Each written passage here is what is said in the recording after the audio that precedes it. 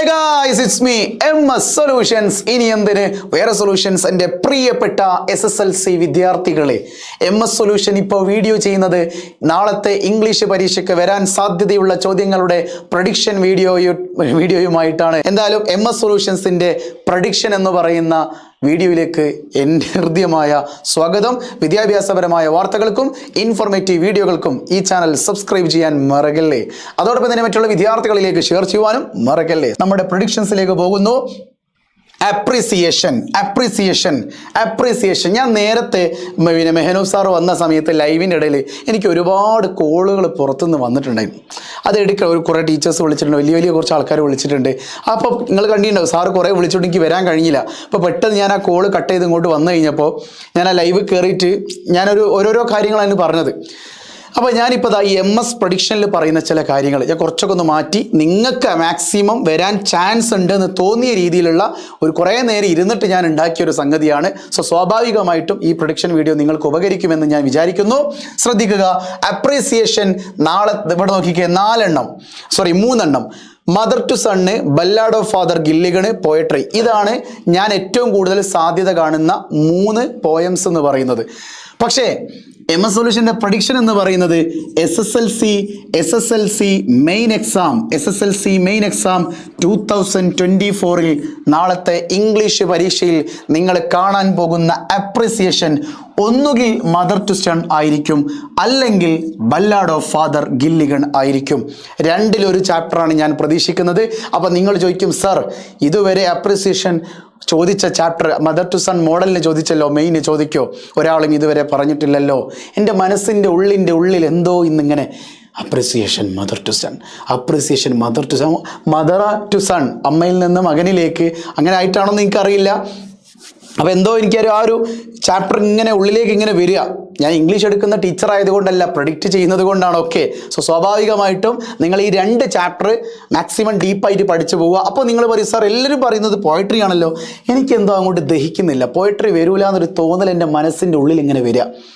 Okay, അപ്പോൾ ഞാൻ ഏതായാലും പ്രഡിക്റ്റ് ചെയ്യുന്നത് മദർ ടു സൺ അല്ലെങ്കിൽ ബല്ലാഡ് ഓഫ് ഫാദർ ഗില്ലിഗൺ ആയിരിക്കും അപ്രീസിയേഷൻ SSLC മെയിൻ എക്സാം 2024 ചോദിക്കുന്നത്. Okay, yes. ഇനി നരേഷൻ എന്ന് പറയുന്ന ഒരു ഭാഗമുണ്ട്. ഞാൻ കാണുന്നത് നരേഷൻ നാളത്തെ SSLC മെയിൻ എക്സാം 2024 നരേഷൻ ചോദിക്കുകയാണെങ്കിൽ തീർച്ചയായും ഒന്നുകിൽ സ്കോളർഷിപ്പ് ജാക്കറ്റിൽ നിന്നായിരിക്കും, അല്ലെങ്കിൽ കാസ്റ്റവേ എന്ന് പറയുന്ന ചാപ്റ്ററിൽ നിന്നായിരിക്കും. റെഡിയാണല്ലോ? യെസ്. ഇനി SSLC ഇതിങ്ങനെ ഭയങ്കര രസമാണ്. SSLC മെയിൻ എക്സാം 2024 റൈറ്റപ്പ് അല്ലെങ്കിൽ റിവ്യൂ ചോദിക്കുകയാണെങ്കിൽ തീർച്ചയായിട്ടും അത് ഒന്നുകിൽ പ്രോജക്റ്റ് ടൈഗർ എന്ന് പറയുന്ന ചാപ്റ്ററിൽ നിന്നോ, അല്ലെങ്കിൽ danger of A single story എന്ന് പറയുന്ന ചാപ്റ്ററിൽ നിന്നോ ആയിരിക്കും. ഓൾറെഡി റിവ്യൂ നിങ്ങളുടെ എക്സാമിന് മോഡലിന് ചോദിച്ചിട്ടുണ്ട്. അപ്പോൾ റൈറ്റപ്പ് ചോദിക്കാനാണ് കൂടുതൽ സാധ്യത. അങ്ങനെയാണെങ്കിൽ പോലും പ്രോജക്റ്റ് ടൈഗറിൽ നിന്നോ അല്ലെങ്കിൽ danger of A single story എന്നതിൽ നിന്നോ ആയിരിക്കും. സോ സ്വാഭാവികമായിട്ടും പഠിച്ചിട്ട് പോവുക. ഓക്കെ, ഇനി ക്യാരക്ടർ സ്കെച്ച് നിങ്ങളുടെ നാളെ നടക്കാൻ പോകുന്ന SSLC main exam 2024 character sketch പലരും പറയുന്നതല്ല, ഞാൻ കാണുന്നത് 4 ക്യാരക്ടർ സ്കെച്ചാണ്. ഹോമിയോപാത്ത്, പിന്നെ വാങ്കാസിന്റെ ഗ്രാൻഡ് ഫാദർ, പിന്നെ ജോണ് മാർത്ത. ഇതിൽ MS Solution പ്രഡിക്റ്റ് ചെയ്യുന്നു ഒന്നുകിൽ ഹോമിയോപാത്തിന്റെ ക്യാരക്ടർ സ്കെച്ചോ അല്ലെങ്കിൽ വാങ്കാസ് ഗ്രാൻഡ് ഫാദറിന്റെ ക്യാരക്ടർ സ്കെച്ചോ ആയിരിക്കും. അങ്ങനെ ക്യാരക്ടർ സ്കെച്ച് ഈ 2 ചാപ്റ്ററിൽ ഈ 2 ആൾക്കാരുടെ ക്യാരക്ടർ സ്കെച്ചാണ് ചോദിക്കുന്നതെങ്കിൽ എൻ്റെ പൊന്നു ചെറുപ്പക്കാരാ, ജോണിൻ്റെയും മാർത്തയുടെയും ഭാഗത്ത് നിന്ന് ചോദിക്കാൻ സാധ്യതയുള്ളത് ഡയറി ആയിരിക്കും. ഓക്കെ ആണല്ലോ? സോ SSLC 2024 മെയിൻ എക്സാമിന് ഡയറി ചോദിക്കുന്നത് ജോണോ മാർത്തയോ ആയിരിക്കും. ശ്രദ്ധിക്കുക. റെഡിയാണല്ലോ? യെസ്. ഇനി തിരിച്ചു വരാനും സാധ്യത ഉണ്ട് കേട്ടോ. ക്യാരക്ടർ സ്കെച്ച് ജോണോ മാർത്തയോ ആണെങ്കിൽ തീർച്ചയായിട്ടും ഹോമിയോപാത്തിൻ്റെയോ വാങ്കയുടെയോ ഡയറി ആയിരിക്കും പരീക്ഷയ്ക്ക് ചോദിക്കുക. അങ്ങനെയും വന്നേക്കാം. റെഡിയാണല്ലോ? യെസ്. പിന്നുള്ളത് പ്രൊഫൈൽ ആൻഡ് നോട്ടീസ് ആണ്. ഇത് നമുക്ക് ഒരിക്കലും ഒറ്റയടിക്ക് പറയാൻ പറ്റൂല. പക്ഷേ പ്രൊഫൈലും നോട്ടീസും വന്നാലും പ്രൊഫൈല് 6 മാർക്കിനും നോട്ടീസ് 4 മാർക്കായിരുന്നു. പ്രൊഫൈല് 6 മാർക്കിനും നോട്ടീസ് 5 മാർക്കും ആണ് ഞാനൊരു സാധ്യത കാണുന്നത്. പക്ഷെ അതല്ല വിഷയം. പ്രൊഫൈലാണെങ്കിലും ശരി, നോട്ടീസ് ആണെങ്കിലും ശരി, അത് നിങ്ങൾ വളരെ കൃത്യമായിട്ട് നോക്കണം. കൃത്യമായിട്ട് നോക്കുക മീൻസ് പല എബോവ് ആവറേജ് സ്റ്റുഡൻസിന് പോലും ഈ പറയുന്ന പ്രൊഫൈലിൽ 6 മാർക്ക് കിട്ടിയതായിട്ട് ഞാൻ കണ്ടിട്ടില്ല. ഇപ്പോൾ ഈ കഴിഞ്ഞ ദിവസം ഞാൻ നിങ്ങൾക്കൊരു മോഡൽ മെയിൻ എക്സാമിൻ്റെ കഴിഞ്ഞ വർഷത്തെ ജുനൈന എന്ന് പറയുന്ന പെൺകുട്ടിയുടെ ആൻസർ പേപ്പർ ലീക്ക് ചെയ്ത് നിങ്ങൾക്ക് കാണിച്ചു തന്നിട്ടുണ്ടായിരുന്നു. ഓക്കെ, ആ ആൻസർ പേപ്പർ കാണിച്ച് തന്ന സമയത്ത് അതിൽ ഞാൻ നോക്കുന്ന സമയത്ത് പ്രൊഫൈലാന്ന് തോന്നുന്നു 5 മാർക്ക് ഇട്ടിട്ടുള്ളൂ, പക്ഷെ അവിടെ 6 മാർക്കായിരുന്നു. അപ്പോൾ എബോവ് ആവറേജിൽ നിൽക്കുന്ന കുട്ടികൾക്ക് 6ലേക്ക് എത്താൻ ഒരു മാർക്ക് അവിടെ നഷ്ടപ്പെട്ടു പോവാറുണ്ട്. അതുകൊണ്ട് ഇതിന് രണ്ടിനും ഒരു എക്സാക്റ്റ് ആയിട്ടുള്ള എന്തുണ്ട്, ഒരു ഡിസൈൻ ഉണ്ട്. ഒരു പ്രൊഫൈൽ എങ്ങനെ എഴുതണം, ഒരു എക്സാക്റ്റ് റൂൾ ഉണ്ട്, ഒരു നിയമങ്ങളുണ്ട്. പ്രൊഫൈൽ ഇങ്ങനെ എഴുതണം, നോട്ടീസ് ഇങ്ങനെ. നിങ്ങൾക്ക് പെട്ടെന്ന് എന്ത് നോട്ടീസ് എന്നാലും തന്ന സാധനങ്ങൾ വെച്ച് എഴുതുന്ന പരിപാടിയില്ലേ, അത് എഴുതുന്നതിനൊരു റൂളുണ്ട്. ഏതാദ്യം എഴുതണം, എന്തൊക്കെ വാക്കുകൾ ചേർക്കണം, ഏതൊക്കെ ഫ്രേസൽ വേർബിലുള്ള ഉൾപ്പെടുത്തണം, അങ്ങനെ ഒരുപാട് കാര്യങ്ങൾ.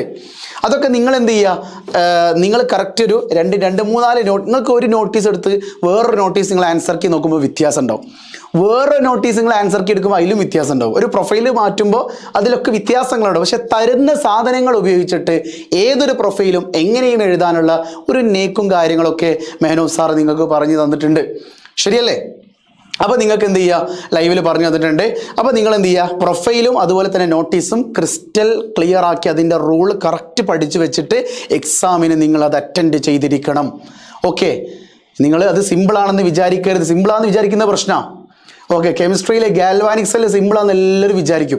അതുപോലെ തന്നെ അത് കഴിഞ്ഞിട്ടുള്ള ഇലക്ട്രോളിറ്റിക് സെല്ലില്ലേ, വൈദ്യുത വിശ്ലേഷണം, അതും സിമ്പിളാണെന്ന് വിചാരിക്കും. പക്ഷെ തരുന്നത് മോൾട്ടൺ NaCl ആണോ അല്ലെങ്കിൽ NaClൻ്റെ അക്വസ് സൊല്യൂഷൻ ആണോ എന്ന് പെട്ടെന്ന് നോക്കാൻ ആൾക്കാർ വിട്ടുപോകാറുണ്ട്. ഉരുകിയ സോഡിയം ക്ലോറൈഡ് ആണോ അല്ലെങ്കിൽ സോഡിയം ക്ലോറൈഡിൻ്റെ ജലീയ ലായനിയാണോ തന്നത് എന്ന് മറന്നു പോകാറുണ്ട്. കുറേ തയങ്ങി എല്ലാവരും മോൾട്ടൺ NaClൻ്റെ സാധനം എഴുതി വെക്കും. അതിൽ മാറ്റം ഉണ്ടാവാറില്ലേ? ഉണ്ട്. മോൾട്ടൺ NaCl ആണെങ്കിൽ കാഥോഡിലേക്ക് ചെല്ലുന്നത് സോഡിയവും, NaCl അക്വസ് സൊല്യൂഷൻ ജലീയ ലായനിയാണെങ്കിൽ കാഥോഡിലേക്ക് ചെല്ലുന്നത് ഹൈഡ്രജനുമാണ്. വ്യത്യാസമുണ്ട്. 1 മാർക്ക് അവിടെ നഷ്ടപ്പെട്ടേക്കാം. റിയാക്ഷൻ ചെയ്യുമ്പോൾ 2 മാർക്ക് പോയേക്കാം. അപ്പോൾ സ്വാഭാവികമായിട്ടും തരുന്ന വസ്തുതകൾ എന്തൊക്കെയാണോ അത് മനസ്സിലാക്കിയിട്ട് വേണം നിങ്ങൾ പ്രൊഫൈൽ അല്ലെങ്കിൽ നോട്ടീസ് അറ്റൻഡ് ചെയ്യാൻ. ഓക്കെ, പിന്നെ നിങ്ങൾ പഠിച്ചു വെക്കേണ്ട ചില ഭാഗങ്ങളുണ്ട്. ഈ ഭാഗങ്ങളൊക്കെ നിങ്ങൾക്ക് എക്സാമിന് ഇത് നിങ്ങൾ ഒന്നുകൂടിയൊക്കെ ക്ലിയർ ചെയ്ത് പോയി കഴിഞ്ഞാൽ ഒന്നുകൂടി ആ ഭാഗങ്ങളിലുള്ള വാക്കുകളും സെൻറ്റൻസുകളും ഒക്കെ നിങ്ങളൊന്ന് പഠിച്ചു കഴിഞ്ഞാൽ തീർച്ചയായിട്ടും നിങ്ങൾക്ക് നാളത്തെ പരീക്ഷ നല്ല എളുപ്പമായിരിക്കും. പെട്ടെന്ന് എഴുതി തീർക്കാൻ പറ്റും. എന്തൊക്കെയാണ് ഭാഗങ്ങൾ? ഒന്ന്, കോബ്ര മാംഗൂസിൻ്റെ ഫൈറ്റ് സീന് നിങ്ങൾ കൃത്യമായിട്ട് പഠിച്ചു വെക്കുക. പ്രൊജക്ട് ടൈഗറിൻ്റെ shoot scene, tiger shoot scene, 2 tigers തമ്മിലുള്ള ഷൂട്ട് സീൻ നിങ്ങൾ എന്ത് ചെയ്യുക, അതൊന്ന് പഠിച്ചു വെക്കുക. പിന്നെ ജോണിൻ്റെ സൂയിസൈഡ് അറ്റംപ്റ്റ്. ഓക്കെ, ജോണിൻ്റെ സൂയിസൈഡ് അറ്റംപ്റ്റ്, എന്തുകൊണ്ടാണ് അദ്ദേഹം സൂയിസൈഡിലേക്ക് പോയത്, അതിൽ നിന്ന് എങ്ങനെ കരകയറി വന്നു, അതിനുശേഷം എന്തൊക്കെ മാറ്റങ്ങൾ ഉണ്ടായി എന്നുള്ള ഭാഗങ്ങളൊക്കെ നിങ്ങൾ കറക്റ്റ് പഠിച്ചിട്ട് എക്സാം ഹാളിലേക്ക് പോവുക. 1, 2, 3, 4 സ്കോളർഷിപ്പ് ജാക്കറ്റിലെ സമ്മറി ഒന്ന് പഠിച്ചു വെക്കുക. സ്കോളർഷിപ്പ് ജാക്കറ്റ് വളരെ കൃത്യമായിട്ട് നിങ്ങൾ എന്ത് ചെയ്യുക, സ്കോളർഷിപ്പ് ജാക്കറ്റിൻ്റെ കഥ കറക്റ്റ് ഒന്ന് വായിച്ച് മനസ്സിലാക്കി അതിൻ്റെ സമ്മറിയെക്കുറിച്ചൊരു ഐഡിയ. കാര്യം സ്കോളർഷിപ്പ് ജാക്കറ്റിൻ്റെ ഓരോ ഏരിയകളും ഓരോ ഡിസ്കോഴ്സസ് ആണ്. അതുകൊണ്ട് സ്കോളർഷിപ്പ് ജാക്കറ്റിൻ്റെ സമ്മറി വളരെ കൃത്യമായിട്ട് നിങ്ങൾ ഒരു വട്ടമെങ്കിലും പഠിച്ചിട്ട് എക്സാം ഹാളിൽ ഈ സമ്മറി നിങ്ങൾക്ക് ഒരുപാട് ഉപകരിക്കും. ഈ സമ്മറി നിങ്ങൾക്ക് എഴുതി വെച്ചാൽ എക്സാം ഹാളിൽ നല്ല രീതിയിൽ ഉപകരിക്കും. ഈ ഭാഗങ്ങൾ കൃത്യമായിട്ട് പഠിച്ചാൽ നിങ്ങൾക്ക് നല്ല രീതിയിൽ ഡിസ്കോഴ്സസിൻ്റെ ഭാഗത്തോ അതുപോലെ ഇനിയിപ്പോൾ വേണമെങ്കിൽ ഗ്രാമറിൻ്റെ ഭാഗത്തേക്കൊക്കെ വേണമെങ്കിൽ ഉപയോഗിക്കപ്പെട്ടേക്കാം. അത് ഡിസ്കോഴ്സിൻ്റെ ഭാഗത്തേക്ക് നിങ്ങൾ ഉപയോഗിക്കുന്നതാണ് ഏറ്റവും ബെറ്റർ. അപ്പോൾ ഇത് പഠിച്ചു വെക്കുക. അപ്പോൾ ഇത്രയൊക്കെയാണ് നമ്മുടെ MS സൊല്യൂഷൻസിൻ്റെ പ്രഡിക്ഷൻ എന്ന് പറയുന്നത്. ഓക്കെ, വേറെ ഒന്നും ഇല്ല എന്നാണ് ഞാൻ വിചാരിക്കുന്നത്. ഇല്ല. ഓക്കെ, അപ്പോൾ തീർച്ചയായിട്ടും നിങ്ങൾ എന്ത് ചെയ്യുക, MS സൊല്യൂഷൻസിൻ്റെ ഈ പ്രഡിക്ഷൻ വീഡിയോ നിങ്ങൾക്ക് ഇഷ്ടപ്പെട്ടിട്ടുണ്ടെങ്കിൽ തീർച്ചയായിട്ടും ഈ വീഡിയോയുടെ ലൈക്ക് ബട്ടൺ ക്ലിക്ക് ചെയ്യുക. വേറെ വർത്താനം പിന്നെ ഇപ്പോൾ എന്തോ ഇൻസ്റ്റാഗ്രാം ബാൻ ആയിട്ടുണ്ട്. അതുകൊണ്ട് ഇൻസ്റ്റാഗ്രാം ഞാൻ ഇപ്പോൾ ഫോളോ ചെയ്യാൻ പറയുന്നില്ല. ഇനി അഥവാ ബാനൊക്കെ മാറിയിട്ടുണ്ടെങ്കിൽ, മാറിയിട്ടുണ്ടോ സാർ? മാറിയിട്ടുണ്ട്. സോ സ്വാഭാവികമായിട്ടും ഇൻസ്റ്റാഗ്രാം MS സൊല്യൂഷൻ ഒന്ന് ഫോളോ ചെയ്യുക. പറയുന്നത് അത് ഇൻസ്റ്റയിൽ ഫോളോവേഴ്സിനെ കൂട്ടാൻ വേണ്ടി മാത്രമല്ല, അതിൽ നമ്മൾ ഫോളോ ചെയ്യും. നമ്മൾ ഒരുപാട് അപ്ഡേറ്റുകളൊക്കെ ഞാൻ അതിലൂടെ വീഡിയോസുകളൊക്കെ ചെയ്യാറുണ്ട്. ചെറിയ ഫണ്ണായിട്ടുള്ള ചില വീഡിയോസൊക്കെ ചെയ്യാറുണ്ട്. പിന്നെ അപ്ഡേറ്റുകൾ പറയാറുണ്ട്, കുറേ സംഗതികൾ അതിലൂടെ പറയാറുണ്ട്. അതൊക്കെ ഇൻസ്റ്റഗ്രാമിൻ്റെ ഒരു വൈബാണല്ലോ. ട്രോളുകൾ വരാറുണ്ട്. അതൊക്കെ നിങ്ങൾക്ക് ഫോളോ ചെയ്യാം, പിന്നെ കാണാം. വാട്സപ്പിൻ്റെ ചാനൽ നിങ്ങൾ ഫോളോ ചെയ്യാൻ മറക്കരുത്. പിന്നെന്താ, ഒന്നും പറയാനില്ല. ഞാൻ നേരത്തെ ആദ്യം പറഞ്ഞ സംഗതി ഒന്നും കൂടി ഞാൻ പറയാം. നിങ്ങൾ +1 കെമിസ്ട്രി MS ഞാൻ ആകെ 1000 കുട്ടികളെ മാത്രമേ ഞാൻ ഓൺലൈനിൽ പഠിപ്പിക്കുള്ളൂ. സോ +1 കെമിസ്ട്രി ഓൺലൈൻ പ്രൈവറ്റ് ആയിട്ട് ചേരാൻ താല്പര്യമുള്ളവർ ഈ കാണുന്ന നമ്പറിൽ മെസ്സേജ് ചെയ്യുക. ഇനി അതല്ലെങ്കിൽ ഷുവർ+ന്റെ book +1 physics chemistry maths biology വാങ്ങാൻ താല്പര്യമുണ്ടെങ്കിൽ മെസ്സേജ് ചെയ്തു വെക്കുക. ഓക്കെ ആണോ? പറയുന്നത് മനസ്സിലായി. ഇതിപ്പോഴേ ബുക്ക് ചെയ്യാൻ പറയുന്നത് എന്തുകൊണ്ടാണെന്നറിയോ? ഇതിപ്പോഴേ ബുക്ക് ചെയ്യാൻ പറയുന്നത് കുറച്ച് ഒരു 10-5-6 ദിവസം കഴിയുമ്പോഴേക്ക് അത് ഫുള്ളാവും. അല്ലെങ്കിൽ ഈ എക്സാം കഴിയുമ്പോഴേക്ക് അത് ഫുള്ളാവും. നിങ്ങൾക്ക് എൻ്റെ കൂടെ കെമിസ്ട്രി 10ാം ക്ലാസ് +1 കെമിസ്ട്രി പഠിക്കാൻ താല്പര്യമുണ്ടെങ്കിൽ എൻ്റെ കൂടെ പഠിക്കുക. അത് കഴിഞ്ഞിട്ട് അടുത്ത കൊല്ലം +2 ഉണ്ടാവുമല്ലോ. നമുക്ക് ചിന്തിക്കാം നിങ്ങൾ എത്രത്തോളം ആൾക്കാർ നമ്മുടെ കൂടെ സപ്പോർട്ട് ചെയ്യുന്നു നോക്കട്ടെ. ഓക്കെ, സോ സ്വാഭാവികമായിട്ടും നിങ്ങളിൽ നിന്ന് ഞാനൊരു സപ്പോർട്ടും കാര്യങ്ങളൊക്കെ പ്രതീക്ഷിക്കുന്നുണ്ട്. വീണ്ടും കാണാം. നാളത്തെ പരീക്ഷാ പേപ്പറിൽ ഈ ചോദ്യങ്ങളൊക്കെ വരട്ടെ എന്നാണ് എൻ്റെ ആഗ്രഹം. വന്നു കഴിഞ്ഞാൽ നിങ്ങൾ എൻ്റെ കൂടെ തന്നെ ഇനി മുന്നോട്ടേക്ക് വരിക. വന്നിട്ടില്ലെങ്കിലും എൻ്റെ കൂടെ തന്നെ ഉണ്ടാകണം. ഓക്കെ, ഒന്ന് അങ്ങോട്ടോ ഇങ്ങോട്ടോ പിഴവുകൾ സംഭവിച്ചേക്കാം, എങ്കിൽ കൂടി നിങ്ങൾ എൻ്റെ കൂടെ ഉണ്ടാവുക. ഞാൻ ഈ പ്രൊഡിക്ഷൻ വീഡിയോ ചെയ്യാൻ ആഗ്രഹം ഉണ്ടായിട്ടല്ല, അത് ചെയ്തു സർ, തെറ്റിക്കോട്ടെ, കുഴപ്പമില്ല.